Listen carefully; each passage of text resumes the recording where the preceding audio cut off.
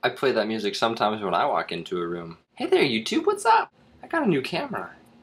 The HD Flip. I just wanted to make some videos and, you know, something a little better quality than the Mac webcam, because it's good for webcam, but it's kind of grainy and bad for video. I got this, it was a good deal. I got it off of eBay actually, so it was a wee bit cheaper. I've played around with it a bit.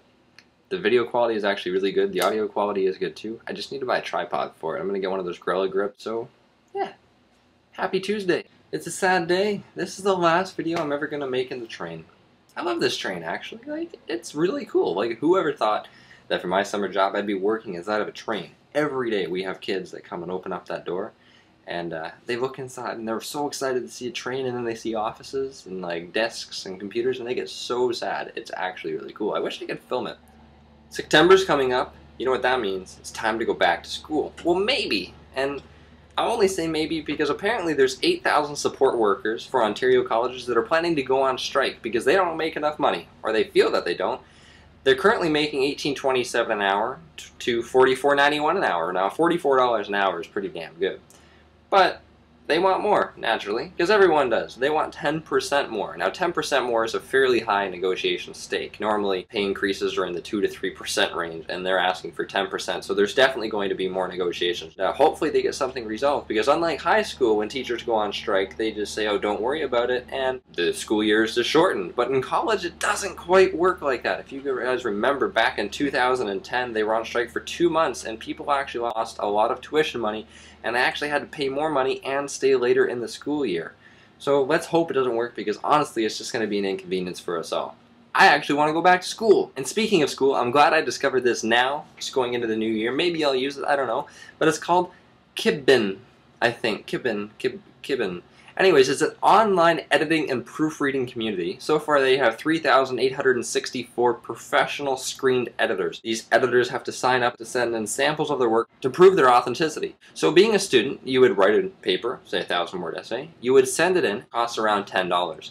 And within 24 hours you can have it professionally proofread and edited. No longer do I have to call my mom to edit my essay for me, even though I should be doing that on my own, but I don't. So now I can go to this website, upload it, someone does it just for me, and the first time you do it, it's actually for free. So everyone should take advantage of that. Why not, right? It's free editing and free proofreading. Maybe you'll get a better mark.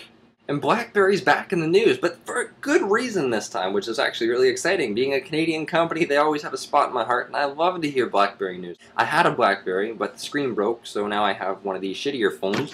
Oh, and speaking of shitty phones, I lost I lost a button and another button. That's 2 buttons, not 1 buttons. Anyways, that phone's a piece of shit. But regardless, BlackBerry just announced that they are coming out with the new Blackberry Curve. Now, they already had the Blackberry Curve, but they kind of just revamped the line.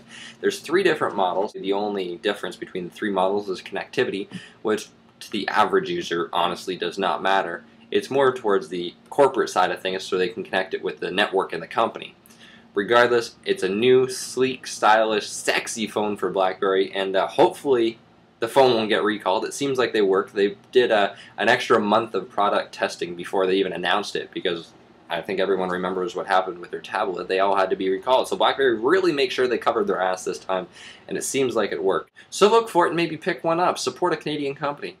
HP's getting the shit kicked out of them. They're not having too much fun right now. HP just announced that they were going to abandon the OS web and the tablet market, and they were going to just buy a software company. They pay $10 billion. $10 billion. Now, that's not as big as what Google just bought, but still, $10 billion for a software company is a lot. And apparently their shareholders didn't like it too much because their stock fell over 23%. Their stock actually hit the $23 mark, which is the lowest their stock has ever been since, I think, 2005.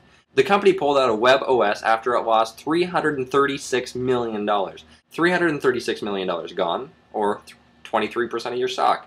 I'm not sure really which one's better. Probably the $336 million. I was going to put this hand up, but no, probably the $336 million. Only because you can get that back. 23% of your stock means not only that you're losing money, but also that the people that invested in your company are losing confidence in what you're doing, which can hurt you even more. Wow. See, that's the cool thing about video. Everything can change. That's right, I'm in a car now. I was filming the video today at work, and then it got busy, so I had to stop, and I thought I'd finish it here at home. And here it is, the last story of the day. I hope everything made you just a wee bit smarter. Nivea, the hand cream. I use it on my face after I shave because it's so nice and soft. And babies use it too. Nivea's advertisement encouraged African American men to re-civilize themselves back into society. The ad premiered in Esquire's magazine's September issue. Shortly after the ad was published, everyone took to Facebook, Twitter, and blogs, accusing the company of racism. Within 24 hours, Nivea posted a public apology on Facebook, saying that the ad was inappropriate and offensive, and although they were never trying to hurt anyone, they are deeply sorry for placing the ad. My question is, at which point during the day did the person at Nivea think that it was a good idea to put a picture of an African American person holding the head of another person, throwing it like a bowling ball? That's everything today. Thank you for watching, and I will see you next week.